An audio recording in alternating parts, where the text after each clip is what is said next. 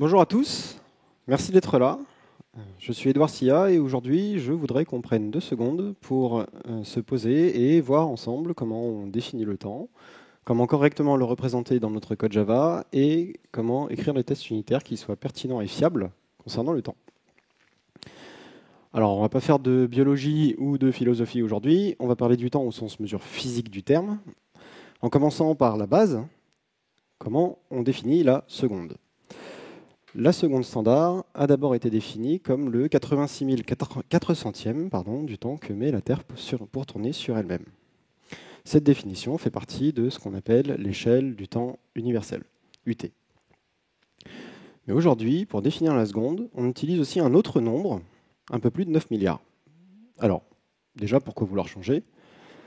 Parce que la rotation de la Terre, elle n'est pas stable dans le temps. Et notamment, elle ralentit à cause des forces de marée exercées par la Lune. Cette instabilité dans le temps pose problème sitôt qu'on cherche à faire des expériences de physique qui nécessitent d'avoir une mesure du temps de plus en plus précise. Donc aujourd'hui, on définit aussi la seconde comme un peu plus de 9 milliards de fois le temps que met le seul électron de la couche externe d'un atome de césium-133 à effectuer une transition entre deux niveaux d'énergie très particuliers. Et sur la base de ce principe, on est arrivé à une précision qui est quand même assez phénoménale, puisqu'on compte en millions d'années le temps nécessaire à une horloge atomique pour qu'elle dérive d'une seconde complète.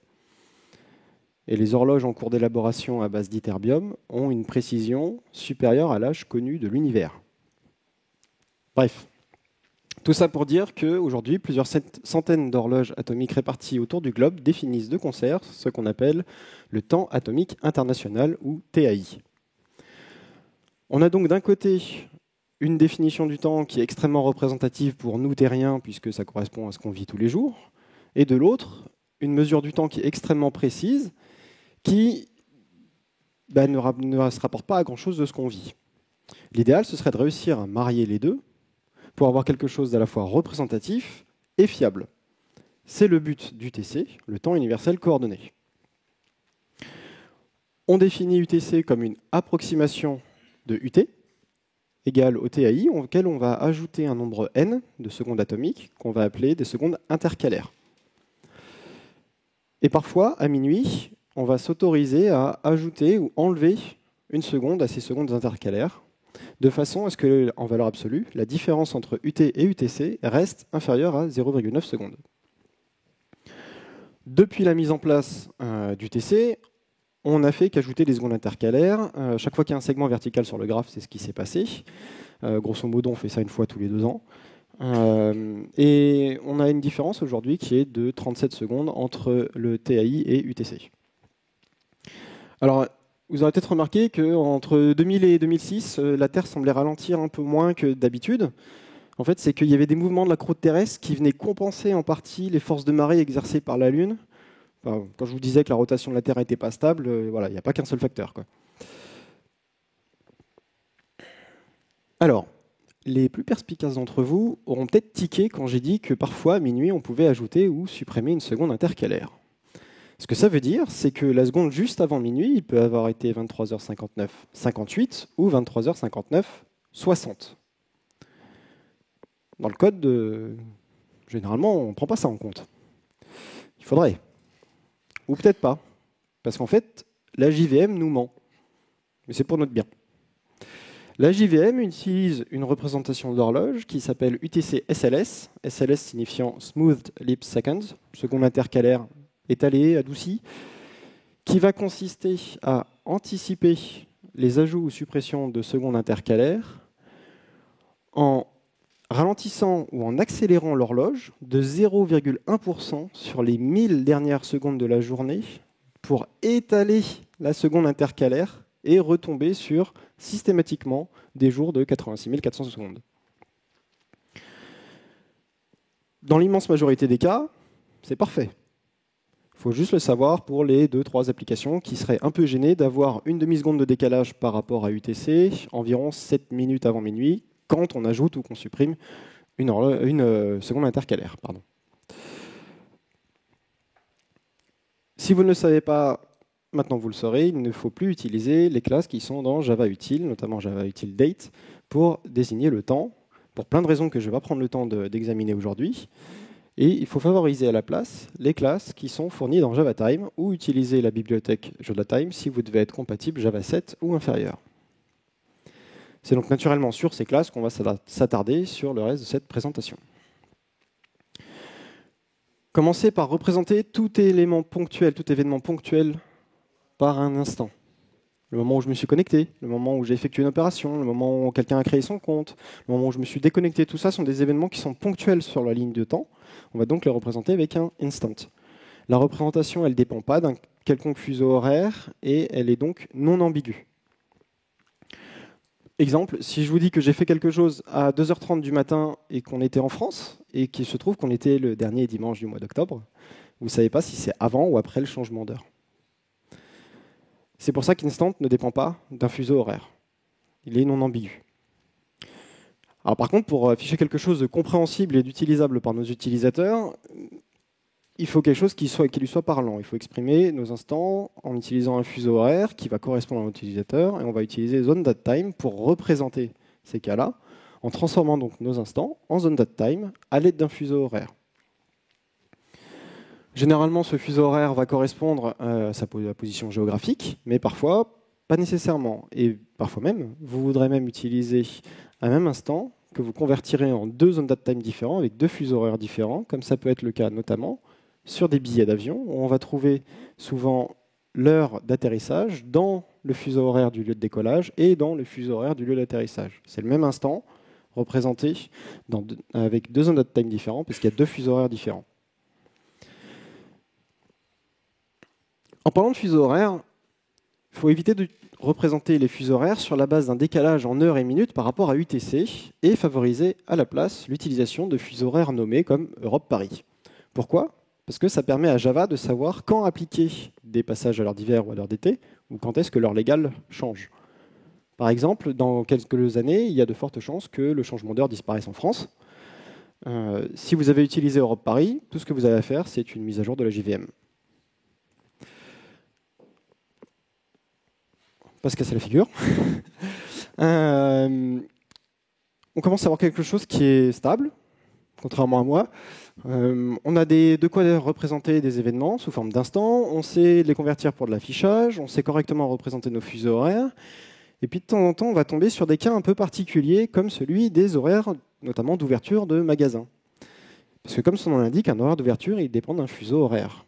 Si votre magasin ouvre à 9h heure française, il ouvre à 7h UTC ou 8h UTC, selon que vous êtes en heure d'été ou en heure d'hiver. Vous ne pouvez donc pas utiliser ce qu'on a vu avant.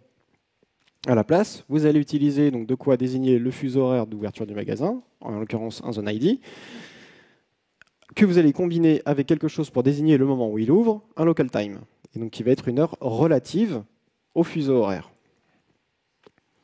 On a donc des cas généraux qui vont bien marcher. On sait qu'on peut retomber sur nos pattes si jamais on a des cas particuliers. Il va être temps de passer au moment où on va coder ou donc on va tester. Le problème, c'est que paradoxalement, les tests avec le temps, généralement, ils ne sont pas très stables et c'est même une belle galère.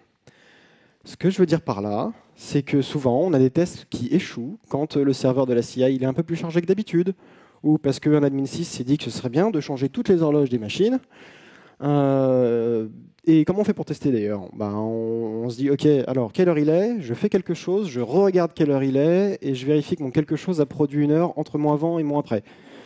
Ou alors, je fais quelque chose et je m'assure que l'heure courante, c'est à peu près l'heure qu'a produit mon quelque chose, plus ou moins 500 millisecondes.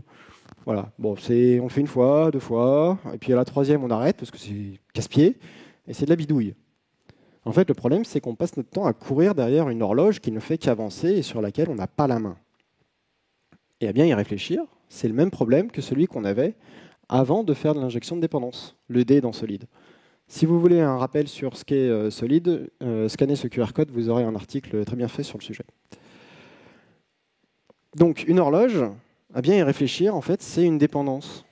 C'est une dépendance système qui est fournie au travers de la JVM, mais ça reste une dépendance. Il faudrait pouvoir rendre explicite cette dépendance de façon à pouvoir l'injecter et de façon à pouvoir utiliser des doublures de test dans le test unitaire.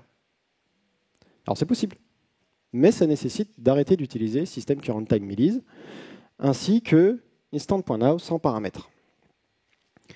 Rendez donc explicite votre dépendance à l'horloge en utilisant clock, que vous ferez injecter dans toutes vos classes qui en dépendent, et vous pourrez passer cette instance que vous aurez reçue en paramètres, en construction, à Instant.Now, ce qui va lui permettre de savoir quelle heure il est par rapport à une horloge.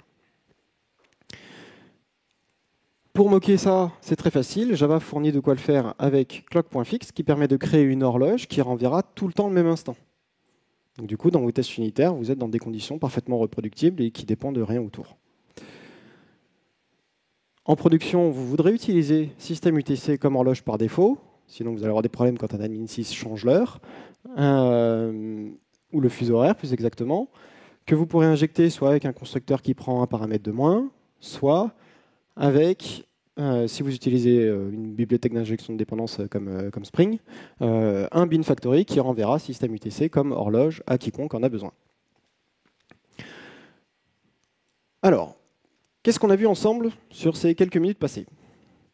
Que UTC, c'est une approximation acceptable d'UT, qu'il faut utiliser JavaTime, Instant pour représenter des événements ponctuels qui n'ont pas de lien directement avec un fuseau horaire dans leur définition. Par contre, pour de l'affichage, on va transformer ça en zone datetime, qu'on aura pris le soin de créer à partir d'un fuseau horaire qu'on aura nommé, au lieu de désigner avec des heures et des minutes par rapport à UTC. On a vu aussi que des fois, il y a des cas particuliers, comme les horaires, qui sont relatifs à un fuseau. Il faut gérer ça correctement. Que pour avoir des tests unitaires qui soient pertinents et fiables, il faut rendre explicite notre dépendance à l'horloge, arrêter d'utiliser System Current Time Millis, moquer une horloge avec clock.fix, utiliser système UTC comme valeur par défaut. Dernière chose, qui parmi vous râle quand, en parlant de sécurité, réseau, etc., quelqu'un dit SSL à la place de TLS, parce que SSL, ça fait 20 ans que c'est périmé. C'est bien. Maintenant, vous pouvez râler quand quelqu'un dit GMT à la place de UTC, parce que GMT, ça fait 50 ans que c'est périmé. C'est tout pour moi. Si vous avez des questions, je ferai de mon mieux pour y répondre dans les quelques minutes qui restent. Sinon, de toute façon, je serai très friand de vos retours si vous scannez ce QR code. Merci.